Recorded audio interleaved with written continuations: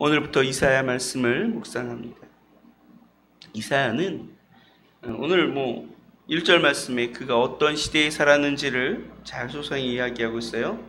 유다 왕 우시야와 요담과 아하스와 히스기야 시대 4대 왕의 어떤 그 시대를 거쳐서 그 예루살렘에서 계시를 보고 또 예언했던 내용이 기록된 그 말씀이 바로 이사야서죠. 그러므로 이제 이 말씀이 어느 때에 기록된 것인가를 거의 구체적으로 알 수 있죠. 그러니까 그 연도로 표시해 보면 약 BC 745년경에서 680년 그 사이에 기록되었을 것으로 추정되고, 또 여기 말하고 있는 대로 예루살렘 성에서 기록되었을 것입니다. 이 말씀의 어떤 그 핵심 단어를 꼽는다면 두 가지가 있는데요. 첫 번째는 심판이고 구원입니다. 타락한 이스라엘 백성들이 하나님을 떠나 우상을 섬기며 각종 불의와 악을 행함으로 하나님이 진노하셨고 그들을 반드시 심판하실 것이다 말씀하고 계신 거예요. 이미 북이스라엘은 멸망하였습니다. 이미 멸망한 상태고 남유다만 남아서 그 역사를 이어가고 있는데, 결국 남유다 역시도 멸망하게 될 거라고 이사야서는 예언하는 거예요. 왜 그렇습니까? 그들이 범죄하기 때문입니다. 그들이 하나님을 떠나 악을 행하기 때문입니다. 우상을 숭배하기 때문입니다. 이제 그들의 삶을 돌이켜 회개하지 않는다. 그들의 삶은 참으로 참혹한 삶이 될 수밖에 없을 것입니다. 앞부분의 39장은 이처럼 그 타락한 이스라엘 백성들로 하여금 회개하고 돌아오라고 촉구합니다.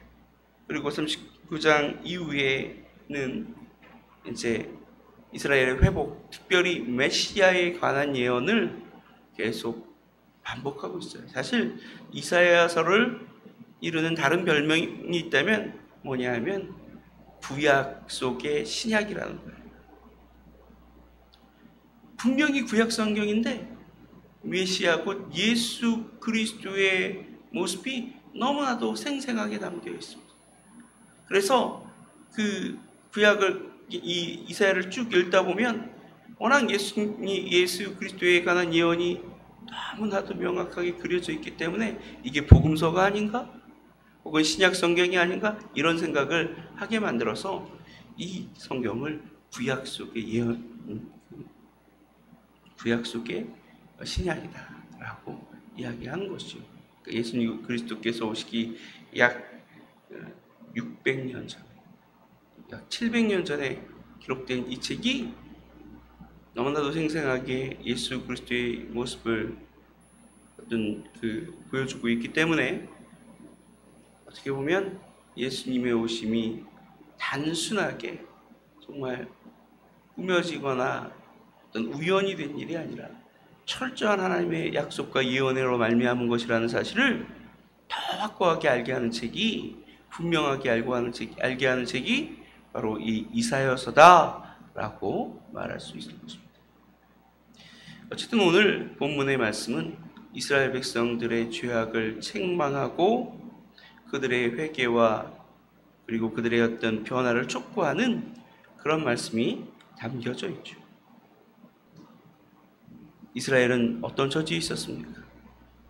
하나님께서는 그들을 이렇게 표현합니다. 4절과 5절 말씀에 보면 슬프다 범죄한 나라요 허물진 백성이요 행악의 종자요 행위가 부패한 자식이로다. 그들이 여호와를 버리고 이스라엘의 거룩하신 이를 만홀히 여겨 멀리 하고 물러갔도다. 너희가 어찌하여 매를 더 맞으려고 폐역을 거듭다니냐. 온 머리는 병들었고 온 마음은 피곤하였으며 발바닥에서 머리까지 성한 것이 없이 상한 것과 터진 것과 새로 맞은 흔적뿐이거늘 그것을 짜며 싸매며 기름으로 부드럽게 함을 받지 못하였도다. 그들이 범죄함으로 말미암아 하나님의 심판을 받아서 발바닥부터 머리끝까지 성한 것이 하나도 없는데 철저하게 정말로 깨지고 상하고 병들었는데 그들이 여전히 범죄해서 하나님께 나오지 아니하므로 하나님의 긍휼히 여김을 얻지 못하므로 치료받지 못한다는 거예요. 바로 그것이 이스라엘의 형편이었습니다. 그들은 주변 많은 나라들로부터 끊임없이 공격을 받아서 황폐해졌습니다. 그들의 밭과 토지의 소산물은 다 이방인들에게 빼앗기고 그들의 밭은 완전히 황폐해져 버려 먹고 살기가 너무너무도 힘든 그런 시기를 보내고 있는 거예요. 그럼에도 불구하고 그들은 돌이키지 않습니다. 회개하지 않습니다. 뉘우치지 않습니다. 오직 하나님이 긍휼히 여기셔서 시온성 곧 예루살렘만 마치 포도원의 망대처럼 이렇게 포도 짓는 그 농장에 망대는 우뚝 서 있잖아요. 포도원의 망대처럼 홀로 우뚝 솟아 있는데 그럼에도 불구하고 그 예루살렘에 거하는 거민들이 경고를 받지 않는다는 거예요. 그들이 뉘우쳐 회개하지 않는다는 거예요. 그들이 그 불의와 악을 싣고 하나님의 자녀와 백성다운 선한 삶을 회복하지 못하고 있다고 주님은 애통해하고 계시고 탄식하고 계신 것입니다. 하나님께서는 그런 이스라엘 백성들이 종교적 행위로 어떤 그들의 복을 받기 위한 그런 어떤 일종의 그런 행위로서 종교적 행위로서 하나님 앞에 나와 예배하는 것을 역겨워하십니다. 역겨워하십니다. 12절 말씀을 보면 11절과 12절 말씀을 보면 이렇게 이야기합니다. 말씀하십니다. 여호와께서 말씀하시되 너희의 무수한 재물이 내게 무엇이 유익하냐? 나는 순양의 번제와 살찐 짐승의 기름에 배불렀고 나는 술상아지나 어린 양이나 순염소의 피를 기뻐하지 아니하노라. 너희가 내 앞에 보이러 오니 이것을 누가 너희에게 요구하였느냐? 내 마당만 밟을 뿐이니라. 헛된 재물을 가져오지 말라. 분양은 내가 가증히 여기는 바요 월삭과 안식일과 대회로 모이는 것도 그러하니 성회와 아울러 악을 행하는 것을 내가 견디지 못하겠노라. 성회와 더불어 악을 행하는 것을 내가 견디지 못하겠노라. 우리가 하나님 앞에 예배 잘하고 하나님 앞에 정말 충성한다고 하면서 그와 더불어 하나님 앞에 나와 거룩한 삶을 살지 못하고 정의롭고 선한 삶을 살지 못하고 악을 행하며 불의하고 악한 삶을 살아간다면 하나님께서는 그 예배를 하나도 받지 않는다는 거예요. 오히려 역겨워하시고 싫어하신다는 거예요. 싫어하신다. 심지어 하나님께서는 그 정말 자신의 성전의 문을 닫는 것이 차라리 더 낫겠다. 그렇게 말씀하십니다. 그러므로 우리는 돌이켜야 합니다. 회개해야. 요즘 코로나19 사태로 말미암아 교회가 많은 어려움을 겪고 있죠. 공식적인 예배, 그러니까 새벽 예배와 수요 예배와 금요 예배와 주일 예배를 제외한 모든 예배 모임들이 소모임이 금지되었습니다. 한국 교회가 이 일로 말미암아 대단히 분노하고 있습니다. 잠깐 어떻게 보면 그런 확진자들이 교회를 통해서 나왔지만 교회 내부에서 발생한 확진자들이 아니라 외부에서 유입된 확진자들로 인해서 오히려 피해를 본 것인데 이런 어떤 상황 가운데서 편파적으로 교회만 꼭 집어서 소모임을 금지하는 것은 옳지 않다라고 항의하고 있습니다. 그런데 이런 일련의 사태가 다만 사탄의 어떤 그런 역사고 사탄이 한국 교회를 흔들어뜨리고 넘어뜨리려고 하는 역사이기만 할까? 그런 어떤 사탄의 도전이고 그리고 세상의 도전이고 세상에 하나님을 섬기는 것을 방해하기 위한 노력이기만 할까? 우리는 깊이 생각해 봐야 합니다. 하나님께서 가증한 한국 교회를 향한 경고가 아닌지 돌아봐야 합니다.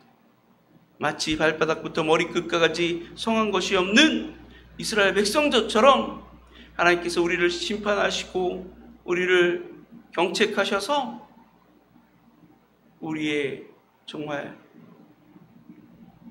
교회 하나님을 향한 예배와 섬김을 멈추게 하고 계신 것은 아닌지 깊이 돌이켜보지 않으면 안 되는 것입니다. 만약 그렇다면 우리는 이 일련의 사태를 통해서 우리는 분명히 경고를 들을 수 있어야 합니다. 이제 돌이켜야 합니다. 그렇지 않으면 하나님께서 그나마 남아있는 예배당의 물도 닫으실 수 있는 거예요. 요한계시록에서 예수님이 에베소 교회를 향해 말씀하시잖아요. 너희가 돌이켜 회개하지 않으면 너희 촛대를 옮겨버리겠다. 우리도 스스로 돌아보며 뉘우쳐 회개해야 합니다. 하나님께서는 예배와 더불어 악을 행하는 것을 견디지 못하시는 분이십니다. 진정한 예배는 예배당에 나와서 드리는 것이 아니라 우리의 삶의 현장 속에서 하나님 앞에 거룩한 삶을 살아감으로 경건하고 거룩한 모습으로 하나님의 선을 나타내므로 드리는 것이야말로 진정한 예배입니다. 삶 속의 예배에서 정말로 온전하고 정말 아름다운 예배로 드리지 못한다면 결국 우리가 성전에 나와 드리는 예배는 가증한 것이 되고 말 것입니다. 성회로 모이는 그 모임들이, 하나님 앞에 나와 드리는 그 모든 예배와 종교 활동들이 진정으로 하나님이 받으실 만한, 기뻐할 만한 그런 예배가 되게 하기를 원한다면 우리는 먼저 우리의 마음을 바꾸고 생각을 바꾸고 삶을 바꿔야 합니다. 그래서 돌이켜서 온전하고 아름다운 그리스도인의 모습을 회복할 수 있을 때, 그럴 수 있을 때 하나님께서 우리의 예배를 비로소 기쁘게 받아주실 것입니다. 우리의 삶을 회복시키시고 우리가 기쁨으로 주님을 섬기게 만들어주실 것입니다. 그러므로 하나님 앞에 나아가는 저와 여러분 되시길 바랍니다.